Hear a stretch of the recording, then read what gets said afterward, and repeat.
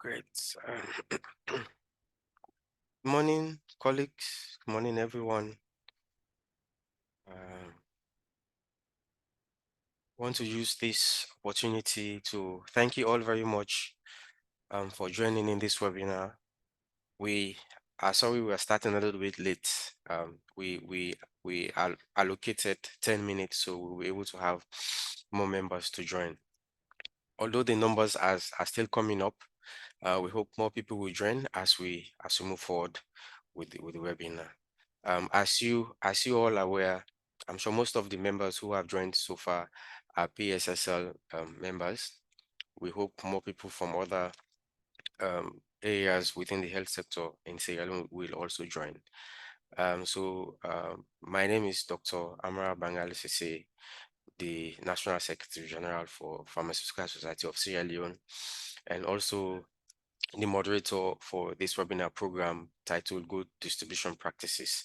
So for this webinar, we are partnering with one of our partners, Skilled, which is a capacity building CPD institution that provides capacity building and CPD programs mainly in health supply chain management, but also other programs like management and leadership. So we are partnering with them today to deliver these very important topics. We agreed on the topic based on the fact that at least every pharmacy professional or healthcare provider is in a position or is in a capacity to have the responsibility of taking care or looking after commodities, could be medicines or medical supplies, or moving them from one place to the other. So we thought this topic is very important, and we'll have to look forward and discuss this topic in more detail. So we will have two perspectives to this topic today, the international perspective and also someone that will speak to us about the local perspective in Sierra Leone. So I want to thank you again for coming and joining. And I would want to go, this is the agenda for the webinar for today. The introductions will be there, then introduction to good distribution practices and the country case, like I said, the good distribution practices internationally, and the country case, which will be Sierra Leone case. Then there will be another session on distribution challenges in Sierra Leone, which I'm sure will have some very insightful, stimulating ideas or issues around that within the Sierra Leone context from one of the panelists in this session, and also potential solutions to distribution challenges in Sierra Leone. So once the challenge has been discussed, we'll look at the solutions and introductions to the learning certificates. And then also, finally, we'll use this opportunity today to launch our relationship with B-Skilled. As you are aware, in our last CPD session, we're able to engage our members and talk to them and tell them about our relationship with B-Skilled. So we'll use this opportunity today to formally launch our partnership. It will be an honor for our president to do that towards the end of this webinar. Sanjay, please move on to the next slide. So these are the key people that will be engaging and discussing with you today on the topic as already highlighted. So Dr. Eugene Conte, he will also be a speaker, and of course he would have the honor of launching our partnership with B-Skilled. He's the president of the Society of Pharmaceutical Society of Sierra Leone. Dr. Abdul Kabia, who is also one of us, currently working as health product manager with IPAO. And so he would also take us through the Sierra Leonean context of the challenges in distribution for health commodities. Then our very good friend and ally, Mr. Sanjay Saha, who is also going to be one of the speakers for this session. He's a public health expert and CEO for B-Skilled. So he's also going to tell us a lot about his perspective and experiences around good distribution practices. And of course, myself, I'm the moderator for this program and also the National Secretary General for PSSL. So I will hand over now to Sanjay to take us through to the other slides as we continue with the presentation. Thank you so much, Sanjay. Over to you, sir. Thank you so much, Dr. Sise. Welcome everyone from the great country of Sierra Leone. It is my privilege and honor to be with all of you today and be part of this exciting new initiative and collaboration that we have established with the Pharmaceutical Society of Sierra Leone. As Dr. Sise mentioned, this is the first webinar that we're organizing, and this is the first of many. There will be learning programs being organized and lots of other initiatives, and some of which you will also learn more about today during this webinar. So without further ado, let's begin by asking ourselves why good distribution practices must be followed for pharmaceutical and health products. As all of you or most of you are pharmacists, you may have and must have learned in your pharmacy curriculum and as part of your practice that pharmaceutical products must be kept in a very specific storage conditions, and they must be distributed in those storage conditions itself because they are very sensitive to temperature changes, to environment changes, and they may lose potency or strength, which may ultimately impact the patient who is being administered the product. So let's take a deeper look into more into why these practices must be followed. As you see on screen, and like I said, they are sensitive to environment change, and they must always be protected and kept under ideal conditions. And those ideal conditions include temperature, humidity, and also light, because there are certain products and substances who may change their chemical characteristics when subjected to light. So all those things are important, and not just important in terms of storing those products, but also important while those products are being transported from one place to the other. Pharmaceutical products are very expensive, and this probably all of us know. And that's why those products are also prone to theft. This it is very common globally that pharmaceutical products during their transportation are either received through from various channels and sold somewhere else, or there are organizations, illegal organizations, who may uh, you know kind of take that entire shipment and sell it somewhere else for their own profit. Also, in addition, pharmaceutical products can also get contaminated if they're kept with certain other products, like for example chemicals, radioactive materials. If uh, pharmaceutical products, they come in contact with certain products, those instances may deteriorate the chemical properties of the pharmaceutical products, and hence may be detrimental to the health of the patients. And finally, like we said, the overall quality of the product. When we talk about quality, we talk about its strength, we talk about its potency, we talk about its ability to circulate in the body. Like we talk about bioavailability, bioequivalence, those kind of things. So the overall quality parameters of any pharmaceutical product has to be maintained so that the intended effect can be reached in a patient. And due to all these reasons, it is imperative that the good practices, storage and distribution, must be followed throughout the supply chain. From when the products they leave the warehouse of a manufacturer until the product reaches the hands of a patient who is going to consume them. So moving on, we also would like to understand what are these good distribution practices. We have been talking about that. We need to maintain good distribution practices, but what are these practices? And it is important for us to understand here that these are the minimum standards. We're not even talking about the most stringent practices.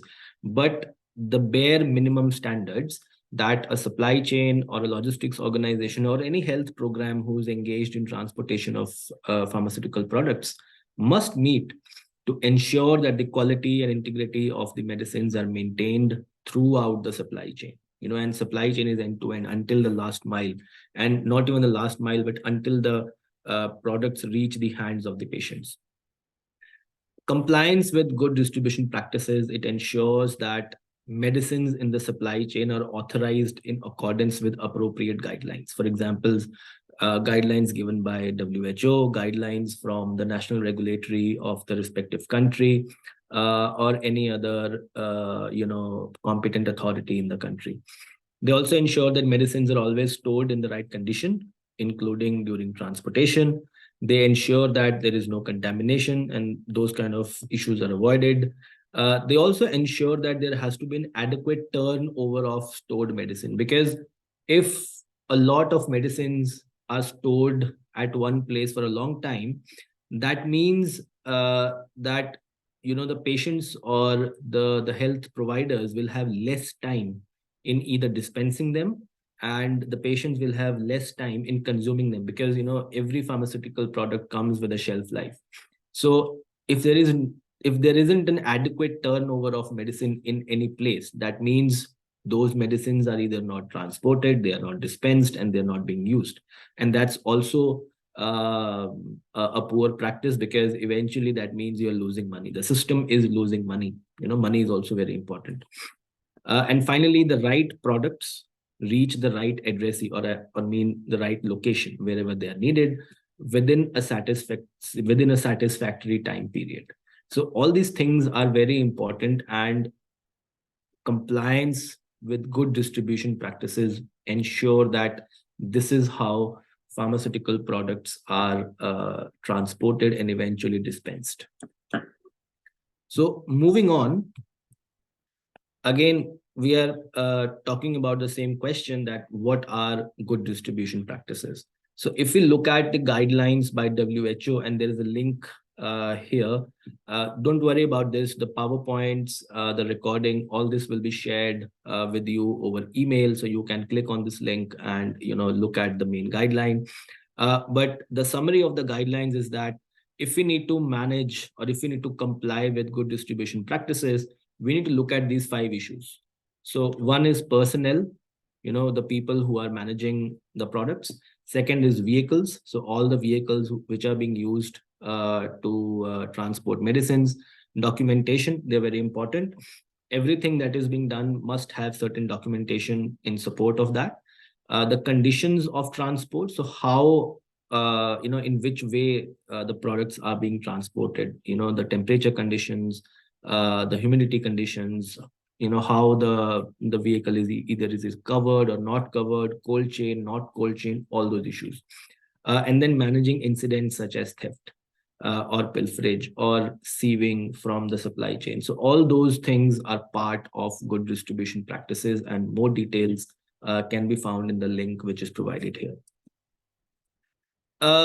However, for now, until now, we have only been talking about maintaining the quality of product. So the main focus up to this point was how can we maintain the quality of the product in the supply chain. However, it is not the only issue when we talk about good distribution practices. We also need to look at certain other issues which are not always part of the standard WHO guidelines. So let's look at them. Number one is having to pay the lowest cost of transportation from one location to other, while making sure the storage conditions are intact. Distributing the products to the service delivery points, health facility, hospitals, clinics, pharmacies, in the shortest possible time. Time is also an important factor here. Distributing the products on time and in full, as what is requested, and then ensuring that all data related to transportation is collected and recorded. So these are certain issues which are important from a supply chain perspective. Okay, so these also need to be taken into account. And when we're talking about all the various issues which are linked with distribution or good distribution practices, we can categorize them into three areas, and we can also look at them in the perspective of key performance indicators. So for any supply chain organization, or for any system or a health program, or any private pharmacy for that matter, if they need to assess their distribution structures, they need to look at these three KPIs, key performance indicators. So first is service level, that okay, what is the lead time? How long does it take the products to go from one location to the other? Order fill rate, whatever is requested, whether the same amount is being fulfilled or not. Order turnaround time, how much time does it take between an order is placed until it is fulfilled? And average delivery time, that is the transport time. That is, these are the service level KPIs. Then we have quality KPIs, which we have been talking about so far: shelf life, quality, theft, temperature, relative humidity. All these are quality KPI. One thing which we always forget is that there is also a question of cost. There's also a question of money. So we need to understand what is the average cost of transportation. How much does it cost? We also need to understand what is the vehicle downtime, because if a supply chain organization, for example in Sierra Leone, if NMSA, they have their own fleet, for example, then how much is that fleet being used, or how many of the vehicles are broken down at any given point in time or are being maintained, because that adds to the cost. And then finally, the vehicle utilization ratio. For any vehicle, you need to make sure that whenever you are sending the products, it has to be full. The vehicle has to be full, otherwise you are not utilizing the vehicle to its maximum capacity, and then again, then you are losing money. These things we generally don't think about, because these are a bit more business items or operational items, and us being health professionals and pharmacists, our main objective is also to make, always to make sure that the patients receive the products in a timely manner. But this is very important, because eventually the cost parameters affect all the other parameters which are listed here. So it's very important that when you look at distribution, you look at all these three parameters. And talking about costs, if you need to understand what are the various costs which are relevant, as part of good distribution practice, then we can look at this slide, where you can see the costs can be categorized as people, for example drivers, distribution managers, staff loading or unloading the products on vehicles or from the vehicles. Then asset costs: trucks, other vehicles, forklifts, data loggers. These are different assets that needs to be either purchased or rented or leased, and they have a cost. Then operations cost, there is the fuel cost, there can be vehicle maintenance cost, there can be insurance cost. So those kind of things also need to be taken into account. In many countries, there's an issue of security. For example, in Nigeria, there is lots of domestic terrorism. I'm not very sure what is the condition in Sierra Leone, but sometimes convoys have to be set up to send large shipments of medicines from one place to other, and that requires extra money. Then there are certain taxes that may be more relevant to private sector, but in some cases it may also be relevant to the public sector, where you have to pay for tolls, where you have to pay for government taxes. So all these add to your distribution costs and must always be accounted for. Okay, and these are part of good distribution practices. We have to keep them in mind when we talk about distribution.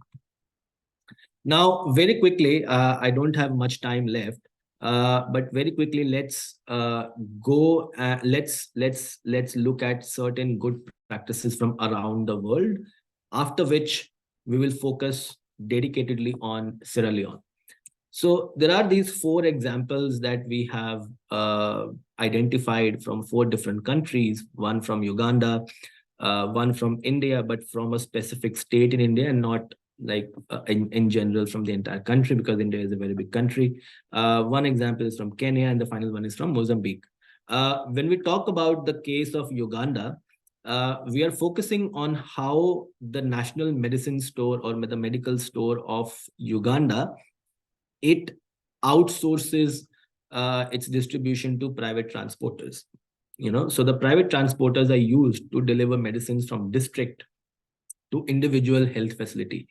And the personnel at the lower health facilities, they are trained to receive the products from these third party providers, and to check the delivery note and verify whatever was ordered is has been received. The NMS distribution team, they prepare monthly distribution schedules for various product categories, and they inform all the service delivery points and logistics providers in advance. So there is a dedicated distribution plan which has been created on a monthly basis, and then those third party providers, they follow those plans, and all the service delivery points are also informed in advance. So this is a great practice in terms of planning and organizing distribution to the last mile.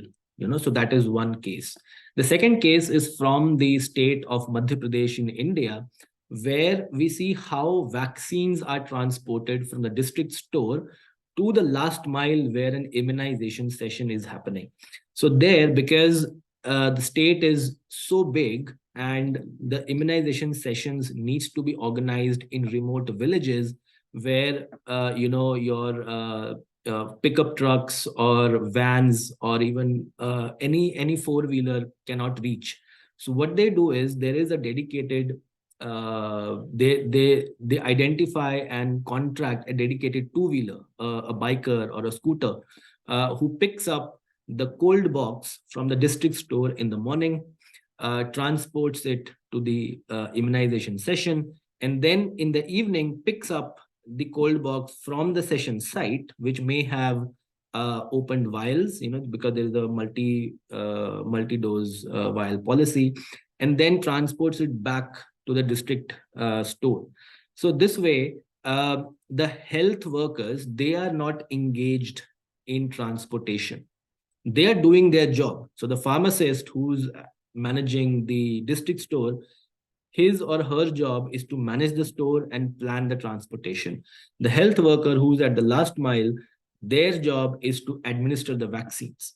And the transportation is being managed by another third party who's delivering those vaccines on a motorbike or a scooter.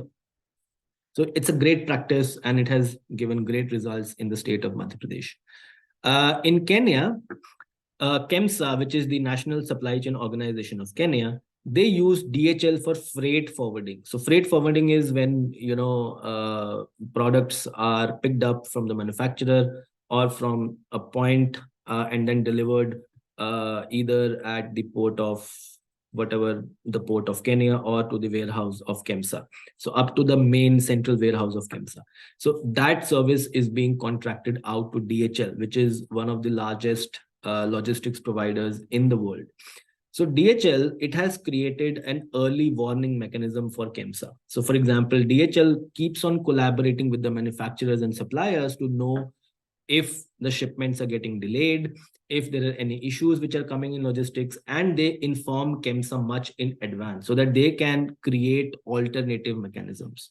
So that's again a great practice when it comes to transportation, transportation of products up to the country, because as you can imagine, even in Sierra Leone, majority of products are imported from China, from India, from many other places. So as an organization, it's great to have a warning mechanism to understand whether products are going to be supplied on time or not. Finally, if we look at Mozambique, in Mozambique, what they have done is they have geotagged and mapped all health facilities and warehouses. So you see, they have mapped 260 high-risk points. They have mapped 20,000 kilometers of road network. And they have, based on that, they have figured out what is the best suited vehicle for a specific area or a road network, and what is the correct time to distribute the products in a certain location using that geotagging and GIS mapping. So again, these are different practices from around the world, which are creating a difference, which are ensuring that overall good distribution practices can be implemented, and then products can reach the last mile and the patients in the lowest possible cost, in the shortest possible time, but making sure that the integrity and the quality of the products are maintained. And that is what the objective of ensuring good distribution practices. I think this was the last slide for me. I stop here and then I invite Dr. Sise back to introduce the next section. Thank you very much, Sanjay. So I think you're able to take us through the international perspective with very clear examples of how distribution obtains in various parts of the world, and what are the experiences that are there. So this will give us the background, and a way to triangulate the experiences between what happens or obtains in another country and what we usually obtained in our country, Sierra Leone. So I would, at this point, want to invite my colleague, Dr. Kabia, to tell us more and give us more about the Sierra Leonean perspective. Then we can together understand what the issues are and see how we're able to move forward. Dr. Kabia, you are welcome. The floor is yours. Thank you. Thank you very much, Dr. Zise. Thank you, Sanjay. So, colleagues, I'm just going to take you through about good distribution practices and challenges we have in country to achieve that. Next slide, please. So basically, like Sanjay has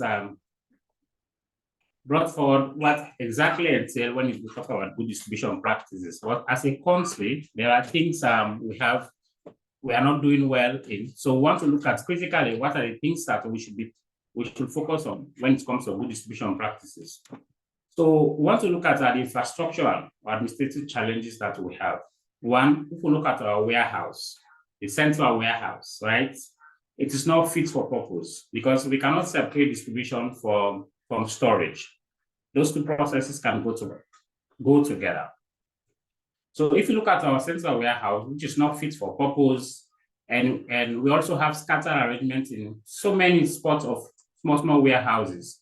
Like we have the Flowers warehouse hosting maybe 90% of our commodities. We also have at New England, Central America stores where we have some pockets of warehouses. So it speaks about complex in moving a vehicle from New England to pick commodities also as Flowers before the vehicle left for the region. We also look at the road network in the last mile. So when we talk about the road network, it goes some areas, some districts like Kabala and Falaba districts. You see, it is difficult for you to move a truck easily from the district medical store to a health facility. And so you cannot even have a very good working vehicle, like we mentioned, the type of vehicle that should be used when it comes to good distribution practices to protect the integrity of the product. So in that area, it's somehow difficult to move a vehicle from the district medical store to some of the health facilities. So it's very challenging. We look at also our policies and SOPs. We have a policy of integration. Ideally, we want to go by all pharmaceuticals want to integrate because it's somehow cost effective for us. It also becomes easy because we move the product to one point. At the end of the day, all these products in the public health sector are meant to be distributed to the health facility through our district structures. So we have the policies and the SOPs, but there are gaps in how the integration portion of it or the coordination will come on board. Then we look at the funds for distribution. So it's kind of challenging to access funds. Currently, we know FCDO have been supporting the free healthcare distribution. Also, we have the Global Fund supporting the TB, malaria, and HIV community distribution. And Gavi, through UNICEF, is also supporting the EPI distribution. So you see, pockets of these funds are not well coordinated because we expect when it comes to distribution activities as the government entity, NMSA, should lead in those processes. And we expect those monies to be in one basket and they should be coordinated. So currently, there is no kind of pool where all those funds are put together to coordinate distribution. And like I said, in terms of the integration of the distribution to various programs, we see, yes, we can move the TB, HIV, malaria medicines together, and reproductive health and the healthcare category are moving. But there are so many challenges when it comes to this integration process. We also see the different chain of or the different level of how these products are moving. So we still have challenges in the full integration package, but we are moving. At least we have some amount of integration, but still there are challenges. We look at the in-house and outsourcing strategies. So for NMSA, they normally employ two strategies. So it's based on also the cost. When you look at the in-house structure, from central level to district level, they use their own central owned trucks, right? That were procured by the Global Fund to support the country. So from the district level to health facility is where actually they contract a third party to support those processes. Because when you look at their capacity, also they don't have the staff capacity to be in all the districts to support those distribution things.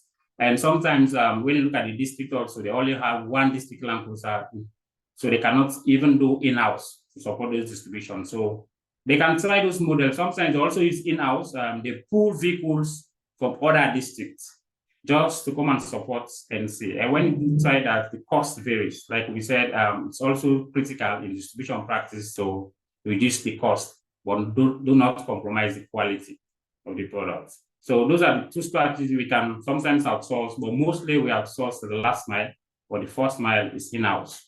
That means we use our own trucks. When it comes to coordination, we know ideally at the start of the year, we expect like for the integrated, for the malaria, TB, HIV products, and reproductive products that are going together, we expect 4 quarterly distribution as we plan in our strategic documents. So in the planning phase, we should have like a schedule, quarterly schedule that, for example, January, February, let's say in the month of January 15, we expected our distribution to kick off for the integrated distribution.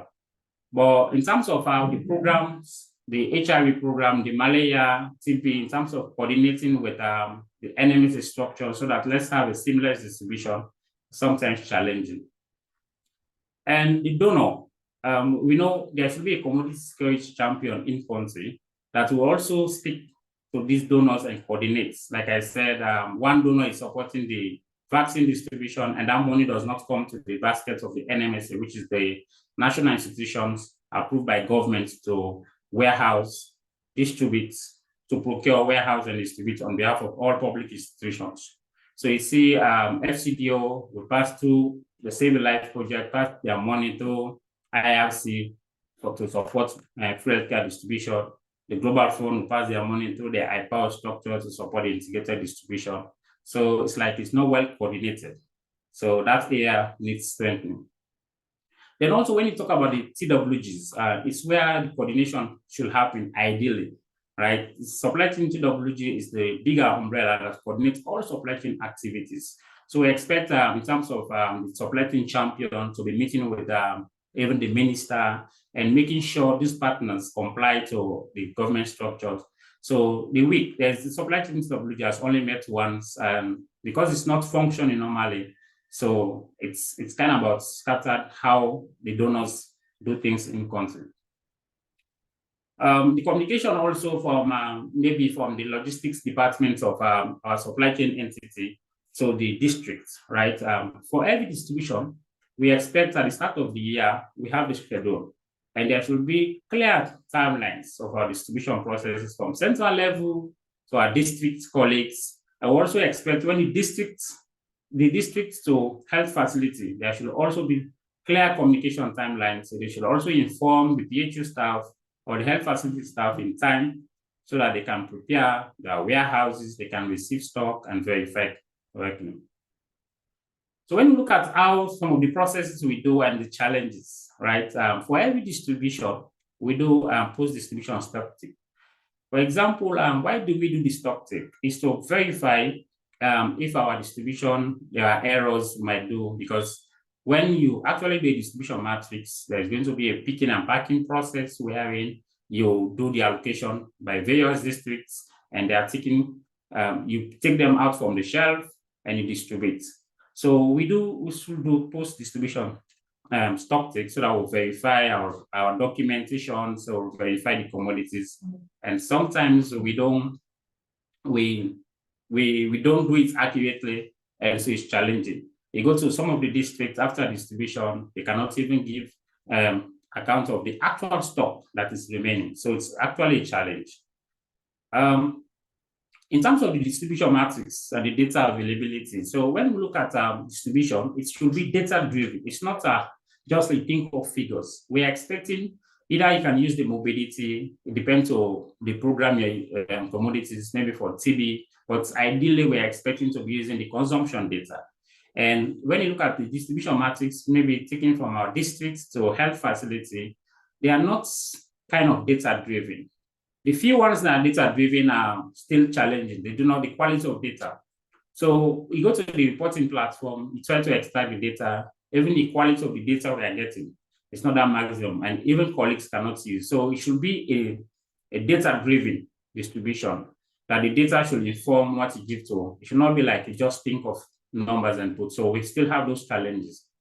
And when it comes to distribution planning, like I said, it should be adequately planned because it is massive investments. It starts a whole cycle when it starts from the planning phase, I2. How many weeks is going to start? When do we start? When do we end the first mile? When do we start and when do we end? If we do not plan very well, then we know we have stock out issues, and this is what is happening. So from the central level, they will say, okay, we'll do first mile distribution in 2 weeks' time, we're done for the integrated distribution, or for 1 month for the fuel care distribution. And district, we're expecting also, no sooner you receive your commodity, in 2 weeks' time, that one should be completed. But because of the planning phase at district level is poor, and maybe also the coordination among the 3PLs is also weak, so it will span over the 2 weeks. So because of that, the health facilities staff of commodities, so they run out of stock.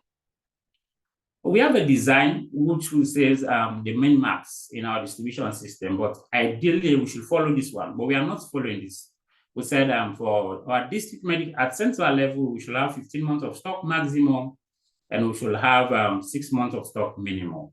And so once we order commodities from our suppliers overseas, or with our suppliers within in country, we should make sure we fill our pipeline within the 15 and 6 months minimum. Okay. So at the district level, we're also expecting, when you say district maximum is, we're expecting the commodities to last them for 6 months, and the minimum is 3 months. But when we are distributing stock from central to district level, so we don't apply those parameters. We look at availability of commodities. It's because we don't have full in the pipeline, or we do not procure enough to fill our pipeline, so we don't apply. So once you don't apply the min-max system that you've designed in your structures, then it means you are prone to stock out of commodities. So this is also a challenge currently. So it leads to ad hoc distributions because we are not applying the min-max. And you can critically see we take decisions where then after 1 month, we have stock outs. What happens next? The health facility starts requesting from the district for replenishment. And ad hoc distributions are expensive. Because one, either you expect the facility to staff to take transport to come and take commodities, or the district medical store can take the commodities to them. It's very much expensive. So we're expecting once we design structure, it's meant for us to protect out of stock. Next slide.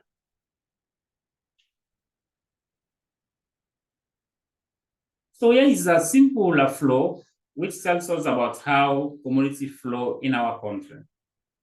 So for our case, let's start with the national structure, the NMSA structure designed by the government. It said, actually, they are mandated to procure, to store, and distribute on behalf of all public institutions. But as currently stand, NMS is only procuring using government funds, the government of Sierra Leone funds.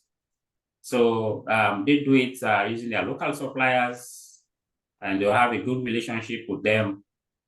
So we have those internal suppliers. So we also have a wing where commodities come overseas and procured for malaria, TB, and HIV commodities. We know this is a Global Fund supported grant, and they are procured through the Global Fund structures, the One Book platform.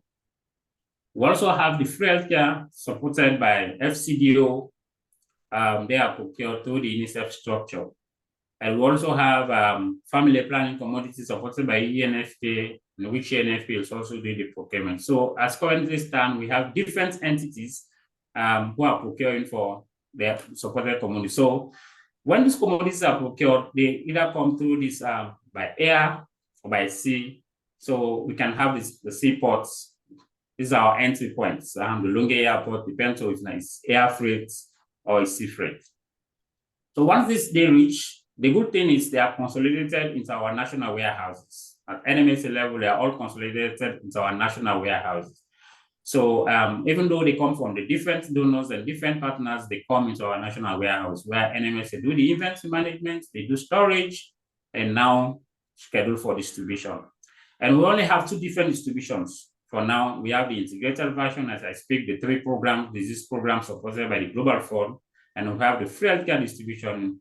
We have in the FCDO supported commodities and ENFA run through that channel of distribution.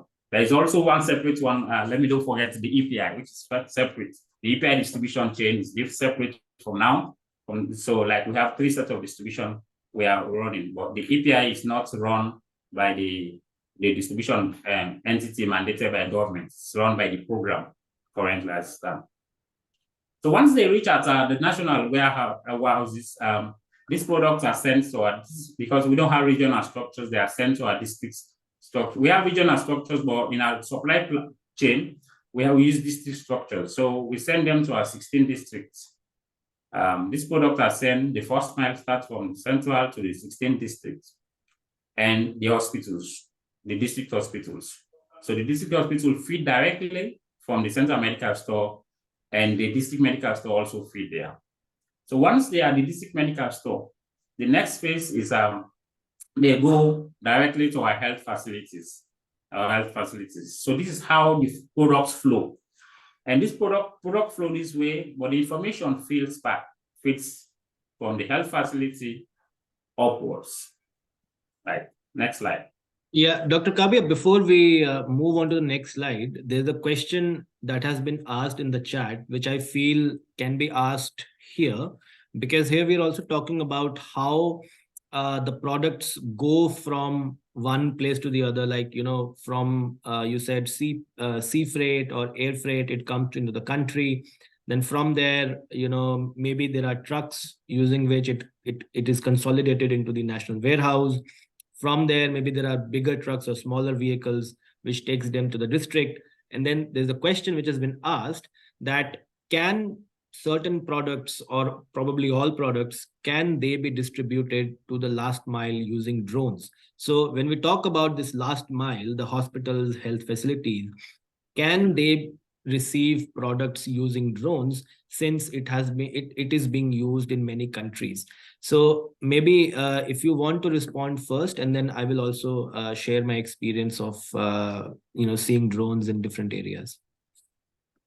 All right, thank you. I think it's for us, we say the supply chain for the future, because we've not experienced drones delivering, but it's a possibility, because if you want to deliver emergency products to a health facility wherein maybe the road network is very poor and you need to get those items in that place, so it's a possibility to use drones. But looking at our country context and look at the resources we have currently, I'm not too sure we're about to move into that direction for now. But it's a possibility. Maybe you can just add from there. Yeah, no, you're absolutely right, Dr. Kabia. And let me just quickly check who had asked this question. Noah Mansere. Yeah, so Noah Mansere, your question is very valid. However, there are lots of things to consider when we're talking about using drones, because number one, right now in the market, we don't have drones which can carry a big load. So for example, when we use trucks or vehicles, we are transporting hundreds of kilos of products at once. So let's say a quintal of product or a ton of products at once. However, the current drone technology which is available, they can only carry weight up to 10s or 20s of kilos. So that's the only thing that they can carry. Now the question begs whether you want to transport products using, like whether you want to transport all products using drones, or are there certain very specific vital products that you want to transport. Now I give you an example here of Zipline. Now I don't know how many of you have heard about this company. So this is an American company which has been working in many sub-Saharan African countries, and they started transporting blood and blood products using drones. The reason being, so for example, I can't remember exactly where they started, but I think they are also working in DRC. They're also working in Benin. And in a lot of these places, there are thick vegetation, and it was very difficult to transport blood during emergencies, when needed, because you would need blood in an hour or in 30 minutes, and it is and it's impossible for any vehicle to do that. So that's where they started using those drones, where they would load a small cold box into the drone, and the drone will reach the destination in 15-20 minutes. So it's an emergency purpose.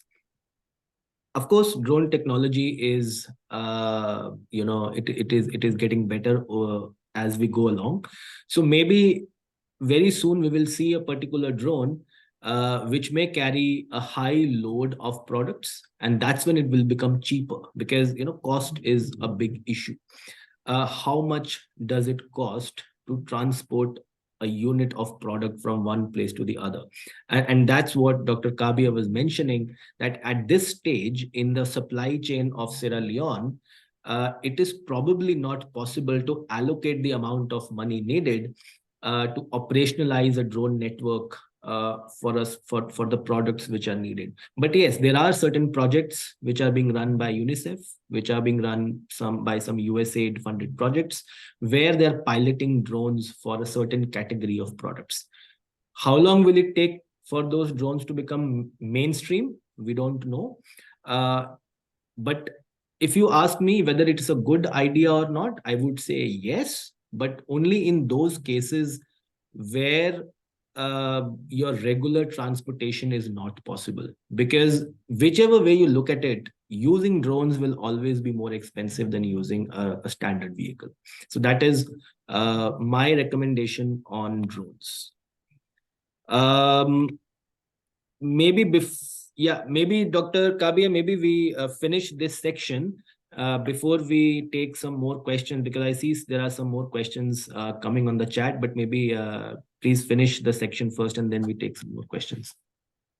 All right, Sanjay, thank you so much. So like you actually said, we can think of drones when we reach, but as of now, for a country context, it's so difficult. So this one, we want to look at the flow of products and how it's designed in our policy document. So our policy document says products should, even it comes from all sources, whether it comes from partners, from donors, from whichever source, we said they should be consolidated at the national level, and the national level should be distributed to districts. So our product flow in our SOP documents states that they should flow from the central level to the district before they reach the health facility. So it's a 3-tier system we are using currently, because we don't use the regional structure and we don't do direct delivery. So we don't do direct delivery where we deliver from the central direct to health facility. We don't do that for now, but we are also thinking of those kind of model where in some, maybe in Western area districts, where we can do direct delivery without just cross-dock at the district level store, then they move to the facility. And in terms of that doing, we expect visibility, because health facility are also receiving the products. We expect to be looking at visibility at the facility level. So currently we are piloting the M-Supply mobile platform, which is a dispensing tool, which can help us at central level to be seeing data directly at health facility.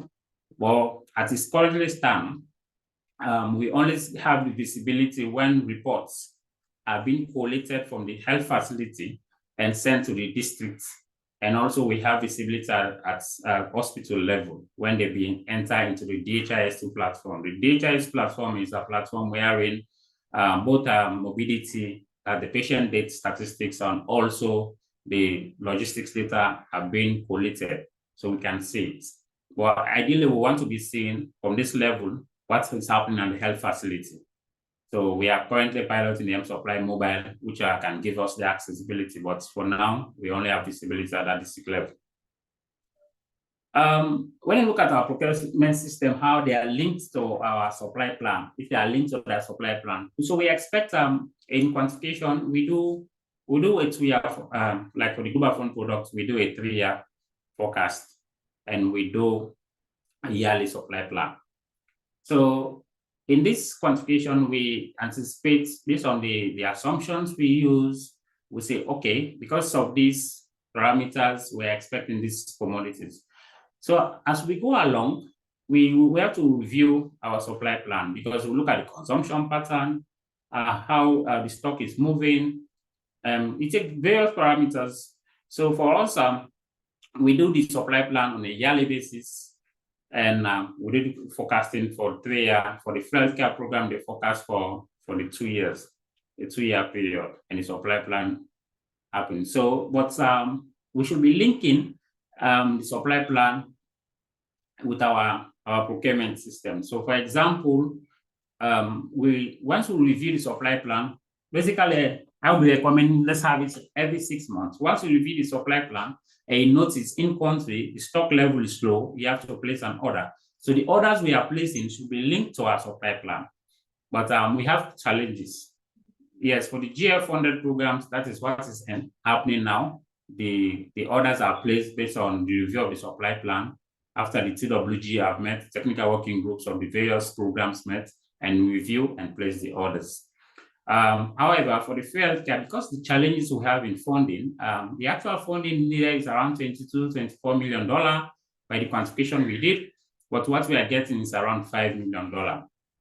So sometimes it's even critical, it's very difficult to even look at because this massive stock outs you have, so it's sometimes very difficult, so you have to prioritize. So it's not really linked to the supply plan, but it's somehow the data is taken from there. So when we look at our supply relations, we know, like I said, for the donors give us money, have some restrictions how their money should be used. So we have relations like from the WAMBO platform to PFF's SCM from the Global Fund. So they source from pre-qualified suppliers overseas, wherein they source the products and they ship the products. We used to have the CIF Incoterm, but now we've gone to the DAP2 because we have challenges in port clearing, the waiver process, so and tax exemptions. Because we have those processes that the Global Fund now say, no, you know what, as a country, we know we have system problems, so let's move to the DAP2. The DAP system is a deliver at place. It means the supplier is now responsible to bring the products directly to our warehouse. And the two part of the DAP is telling us that they are also responsible for the offloading of the container comes. So currently, that is what we do for the Global Fund. So we have relations from overseas suppliers. Our products mainly come from overseas, from pre-qualified, WHO pre-qualified shops in country. However, for NMSA, they use government of Sierra Leone money to procure. So they have their agreement with local suppliers because they want to build their capacity. So they have good relations with them. They also procure on behalf of the government of Sierra Leone resources. So for FCDO, like I said, still UNICEF, I know UNICEF have LTA suppliers. So there are some amount of good relationship in terms of sourcing products for in-country. When we look at our storage systems and the vehicle, so like I said, currently we are operating central warehouse. It's a rented warehouse. We don't have a government-owned warehouse which can take all our commodities. So we are operating like we have few warehouses which are government owned as New England. We have a rental warehouse paid by the Global Fund money. So it's the country is now saying we need to own our warehouse. But the donors are also say you should tell us the advantages of owning your warehouse rather than renting a building, and you should make justification. So in this grant, GC7, there are the plans where we are in they put that money into the grant to also support the building of a warehouse. So currently, we have a rented warehouse which is not fit for purpose. It's not a farmer grade warehouse. And because we have that scatter relationship, so we have some challenges.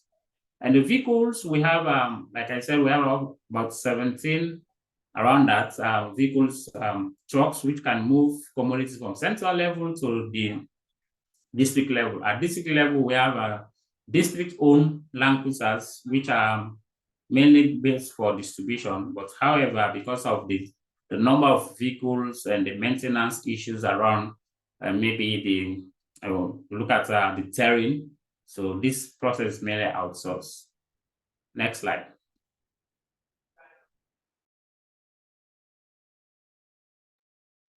So thank you so much, Dr. Kabia, for talking about the challenges and in comparison to an efficient distribution system, what is happening today. Councils, local government. Yes. Sorry, Dr. Kabia, am I audible? Are you still there? Yes, I'm getting you. Okay, excellent. So I was just trying to come into this slide before you start with some of the possible solutions. I would also like to invite Dr. Sise. Dr. Sise, if you can also come back online so that we can make this a bit more interactive. Okay, Dr. Kabia, please don't don't go back. We want to hear. Because you are the one who is going to respond to the questions which are on the screen. But it would have been good if Dr. Sise also comes online. So anyways, so I was saying that it's great to understand some of the very specific challenges in Sierra Leone. And we don't only want to talk about challenges, we also want to talk about solutions. So here on this slide, before we take on some questions which are being asked, Dr. Kabia, let us discuss certain possible solutions to the problems which you have highlighted in the country with respect to distribution. So we have taken 3 different challenges from the 3 buckets which you had presented. And the first challenge is, which you mentioned, is the road network leading up to the last mile. I understand there are many places where the road network may not be great, and it takes and it becomes an issue in distributing products to the last mile. So what are the possible solutions that you can list out today for the audience which is here today, so that they can also think from their own perspective and if possible, look at implementing those solutions? Hi, thank you, Sanjay. Can you hear me? Yes, I can hear you, but your video is gone. Yes, I don't know. I'm still trying. My computer is reading. So I think I can speak without the video. Yes, right? yes, please carry on. Okay, so I want to look at the road network. So one, we look at we know we as supply chain people cannot solve the problem of the road. So what we can do is to design our supply chain system wherein we know, for example, those districts like the Koinadugu, the Falaba district, which are, and during the rains, they are very difficult to access the health facility. We can now say, okay, because we design our distribution to be done quarterly. Now for you, these 2 districts will give you 6 monthly. Because we know when the rain starts, during the rains, for us to access, even if you tell a third-party logistics to do it, it will be very expensive, because I know you send a vehicle today, it will not even reach in 1 or 2, 3 of the facility. So during the rain, so during the dries is wherein you pre-position supplies to them for all during the rainy season, for all the seasons and the rain. So like 6 monthly during the rain. So it can be for those districts, can be either you do 2 distributions a year or you do 3 distributions a year. That means 6 months during the rainy season and the 2 dry season you can distribute. So that's one is possibly one of the possible solutions.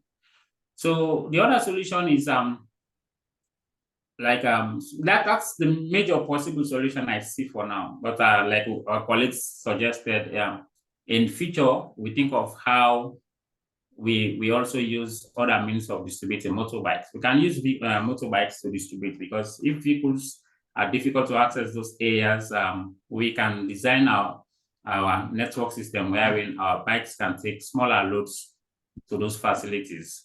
But I think I'll go with the first solution. So when you also look at how do we integrate distribution to various programs, because currently there is a weak Please coordination. carry on. Are you getting it? Yes, please carry on. Okay. So we look at coordination among programs. We are expecting NMSA as the supply chain entity responsible to deliver our commodities to health facilities, right? So we expect doing coordination meetings. We expect programs and supply chain colleagues to participate in the planning phase before the year. We need to put timelines of our distribution, the quarterly timelines. Then we'll have distribution planning meetings with our scheduled dates and well articulated with the everybody is on board, everybody know, the district is also aware, the stakeholders are aware of the different timelines of our coordination meetings, our supply chain time. So when we do that and communicate to everybody, it will be easy for the program people to participate. It will be easy for NMSA and DPS, Director of Pharmaceutical Services, to also participate. So we sync together and plan it well. So the solution to it is having an integrated distribution schedule, timelines for coordination meetings and membership clearly stated, and who is going to do what, clear roles and responsibility. So for ad hoc distribution without any plan, so because we cannot do the main map system of design, we have plenty of ad hoc distribution. So one of the possible solutions is we need to distribute based on our design. Our design says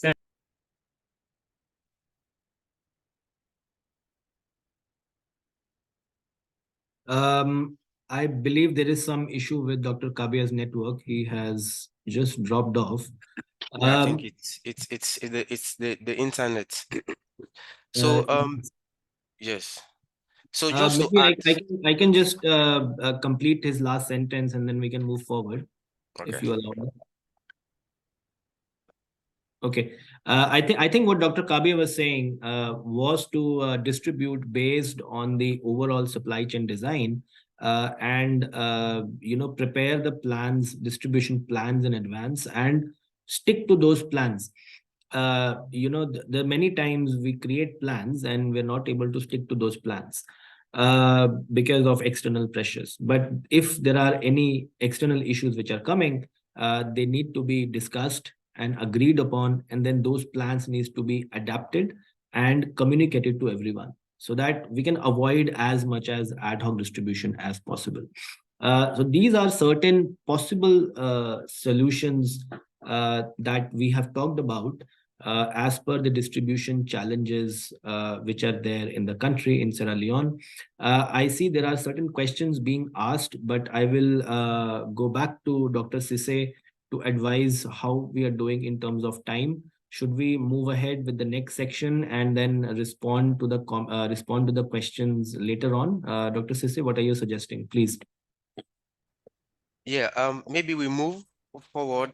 If we're able to get extra time in our hands, then we'll respond to the questions. However, we can always accept questions, could be bilaterally, either through PSSL, and we'll provide answers. If it speaks to B-Scale, we'll get in touch with you and we'll provide answers to the general membership, so they can direct questions to us in case we are unable to answer them during the webinar, because we are timed and pressed for time. We have 2 more sessions before the end of the webinar, Okay. so we can We can also send the responses to the questions by email to everyone after the webinar.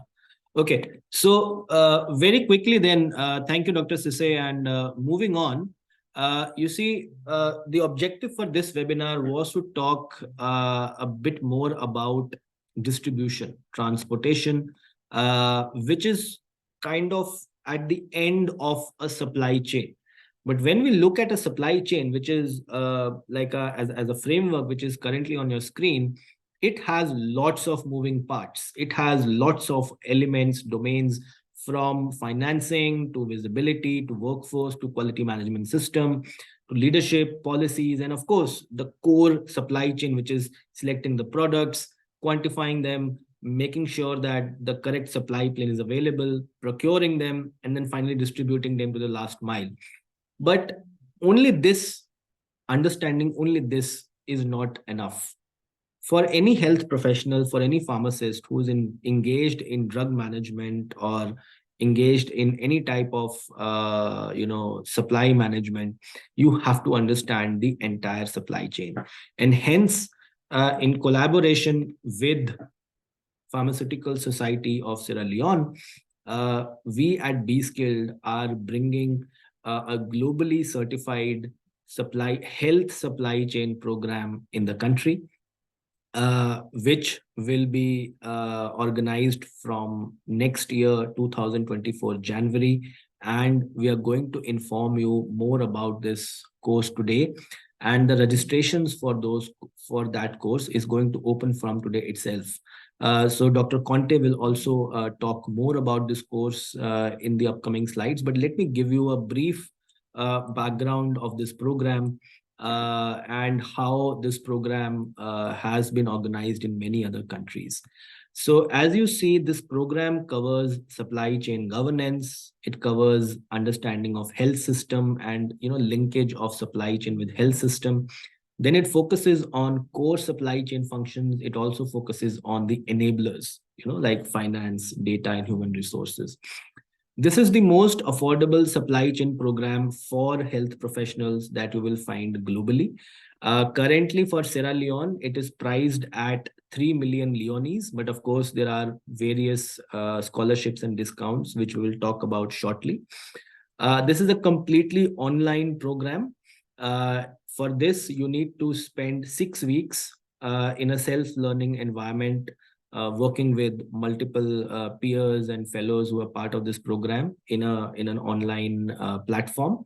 And then you will also receive weekly classes, just like we are doing it today through Zoom. And then post those 6 weeks, you will receive a globally certified CPD, globally accredited CPD certificate, and also CPD points from PSSL for who are the PSSL members. This program has been completed by more than 500 health professionals, health and supply chain professionals across Africa. You can see on the right, there is a map of Africa, and the pins that you see represent all the students who have completed this course. This course has received multiple accreditations and certifications. We have recently received a certification from FIP, in the International Federation of Pharmacists, which is the umbrella body I believe PSSL is also part of. We have been certified internationally by an organization called the CPD Certification Service, which is based out of United Kingdom, who is the largest CPD certification provider globally, and has certified from big universities to UN agencies to many other training institutions.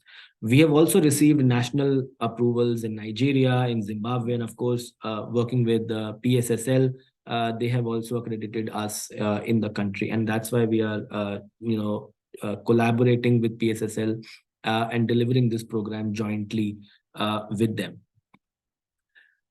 This program is available on the Hive platform.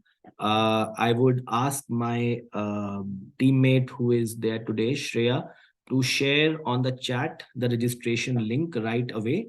Although when you receive the slide deck, you will also be able to register using this link which is on this slide. And there is also a page on the PSSL website which Dr. Conte had shared earlier.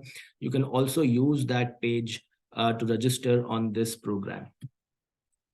A very quick overview. Like I said, it's a 6 weeks program. It is developed using something called European Qualifications Framework, a framework which is used throughout Europe. It has peer-to-peer learning, which is the first of its kind. You will not find it anywhere.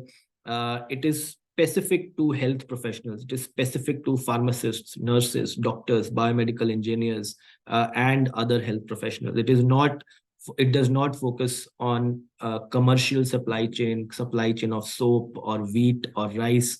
It specifically focuses on supply chain of health products, medicines, pharmaceuticals, and hence it is very contextualized and specific for you. Like I said, upon completion of this course, participants will receive an internationally recognized certificate, a CPD certificate, and also CPD points from PSSL. You can also check a demo of the course by clicking on this link, which you can do later once we share with you the PowerPoint. Very quickly, before I invite Dr. Conte on stage, I would like to just talk why you should enroll in this course. Like I said, more than 500 professionals have gone through this program. It focuses on best practices in supply chain. This program, when we collaborated with PSSL, we also contextualized it for Sierra Leone. Like you saw today's webinar, it was highly contextualized for the country as well. We have multiple instructors from global to local level. We will have instructors, guest instructors from Sierra Leone as well. You will receive global certification and local credits as well. And in addition, we are also supported by FIP, to organize this course globally and at country level for pharmacists. These are certain testimonials. I'm not going to read them, but there are so many testimonials which you can see on our site. Everyone who has gone through this course has mostly given us 5 stars. At this stage, I would like to invite Dr. Eugene Conte on the screen, and would request him to officially launch this course and go through his official remarks and also motivate you on why this course is important for Sierra Leone. Dr. Conte, over to you. Good morning. Good morning, all. Good morning, colleague. I want to formally welcome the partnership between PSSL and BSkill. But this is the formal launching of the partnership. We have an MOU with BSkill. Like we have always been promising you, our focus is it's on capacity building. And all pharmacy professionals are involved in supply chain in one way or the other. So this is a very important course. The first is called Corrective Learning Certificate 1. The first one is the supply chain for health. Supply chain for health. I want to encourage you all to join in from the 10th of November, that is from Friday. It will be open. If you register before December 1st, you have a discount. The cost is actually 3 million, 3,000, that is 3 million. But if you register early before December 1st, you pay 2,100,000 or 2,100 new units. That is like a 30% discount. Okay, so I will encourage all of you to register. But again, if you don't register early, and you register it, There's going to be a quiz. Next slide, please. Can we move? There will be a quiz contest that will be organized between the 4th to the 15th of December 2023. The winner of this quiz will get free access to the course. And whoever has scored 65% and above will also receive discount options. So you see, we are doing it in such a way for it to be beneficial to all of us. So you have two sessions. One, if you register before December 1st, you have a 30% discount. Instead of paying 3,000 new units, you'll be paying 2,100 new units. If you succeed in the quiz, if you come first in the quiz, you are going to get free. If you score above 65%, you're going to have discount also. So at this point in time, I want to say thank you to BizSkill, and we hope that this is just the first of the many online courses that will be opening to our members, because we need them for their capacity building in their period institutions, hospitals, community practice, regional practice, any type of practice. So once again, on behalf of the Pharmaceutical Society of Sierra Leone, we want to say welcome to BizSkill. Thank you all. Thank you Sanjo, so over much. to you. Yeah, thank you so much, Dr. Conte. Dr. Sise, if you can also come online so that we can discuss very quickly a few more issues related to the course. And Dr. Kabia, if you are back, I would also invite you to come online so that we can have a quick joint discussion on few issues. Dr. Kabia, let me also put you on spotlight just a second. Yes, okay, you are visible. So first of all, thank you so much, Dr. Kabia, Dr. Conte, for officially launching this program and talking about certain dates. I would also like to mention here, which probably got missing on the slides, that irrespective of any particular date of early bird discounts or any quiz, all PSSL members can get 15% discount anytime when they register, despite of any dates. That discount will remain until the end of the registration period, and irrespective of any competition or any early bird discount, PSSL members can always receive a minimum of 15% discount for this program. Now, coming back to some of the questions that has been asked, but also, talking about, how this course can benefit, health professionals and supply chain professionals in the country.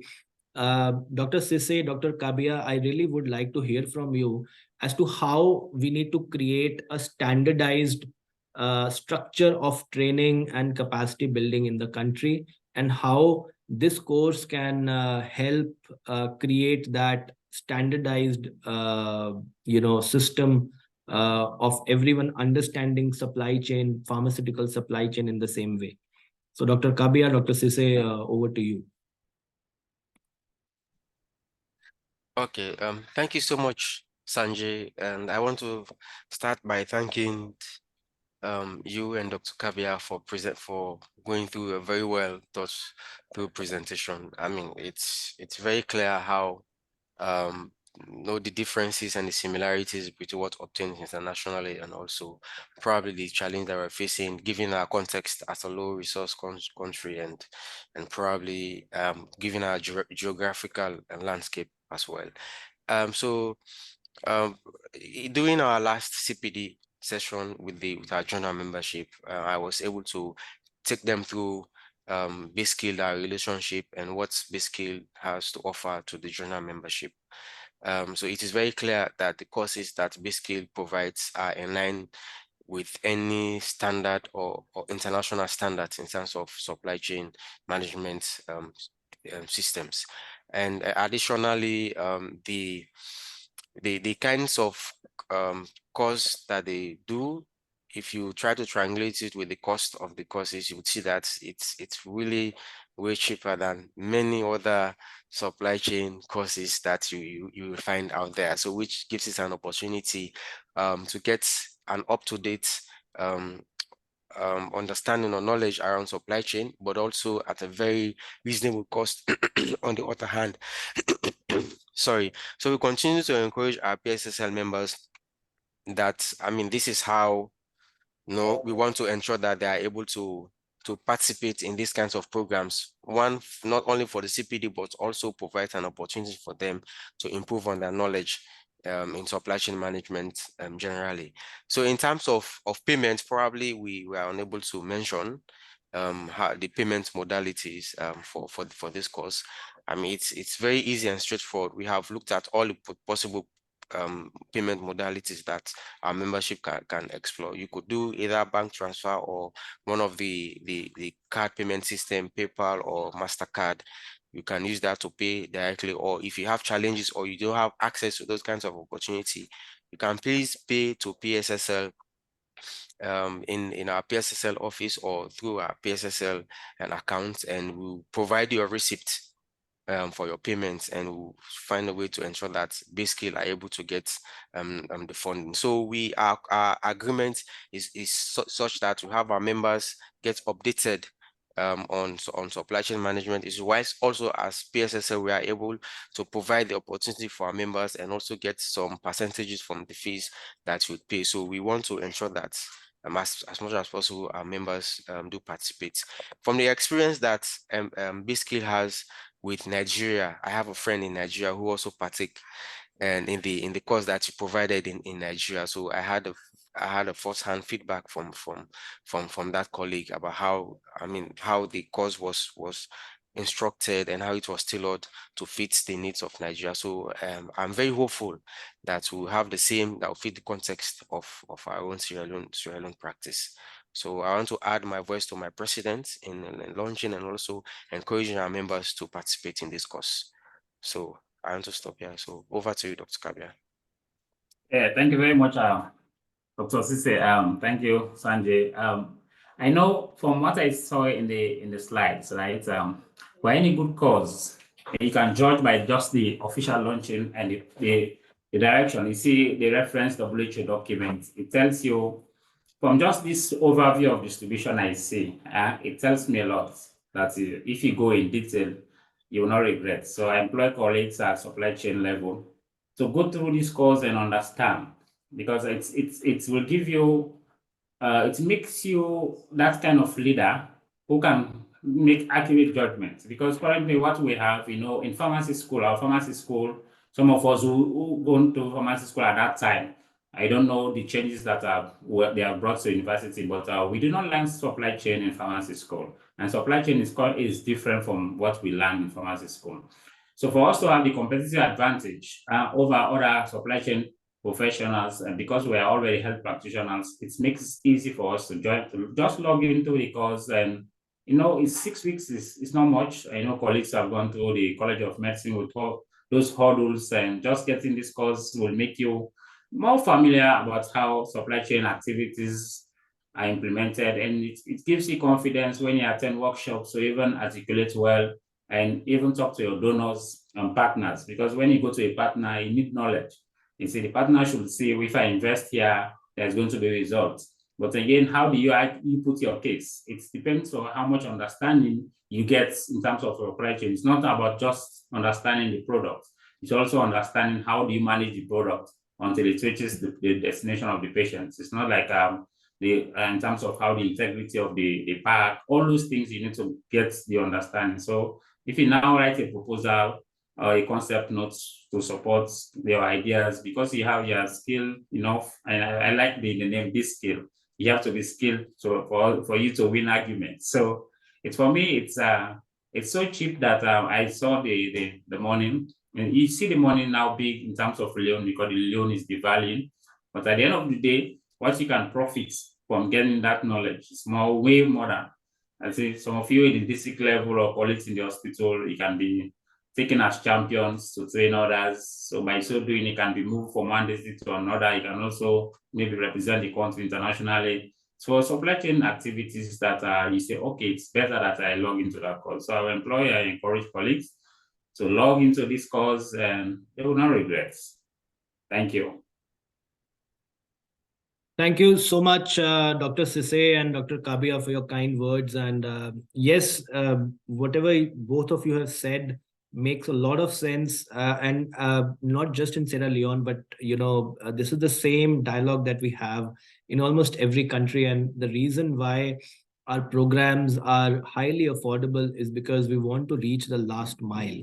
We want to certify the last mile. A lot of people who are based out of capital cities like in Sierra Leone and Freetown may have gotten a lot of opportunities funded by donors, spending lots of money in training people. When it comes to people who are located at district level or even below, donors don't reach there, and it's very unfortunate, but you are on your own. You will only find opportunities if you look outside your current net. But then most of the places that you go, they will charge you a lot of money. So this is our effort in creating education and quality education, highly accessible and highly affordable. And hence, our collaboration at a local level, at each country level, speaks volumes of our efforts in that direction. So I sincerely appreciate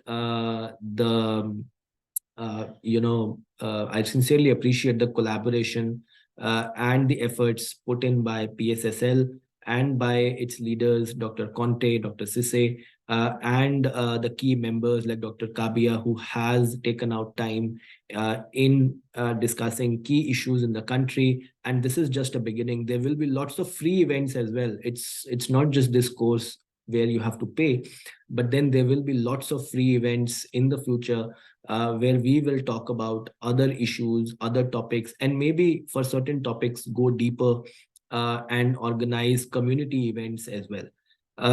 So with that in mind, and with Dr. Conte's blessings, you can see the course registration is open.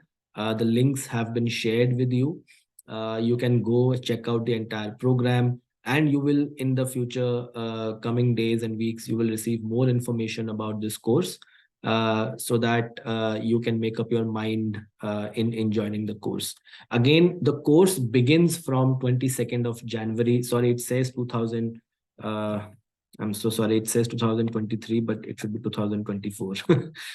Silly mistake. The course begins from 22nd January 2024, which is next year.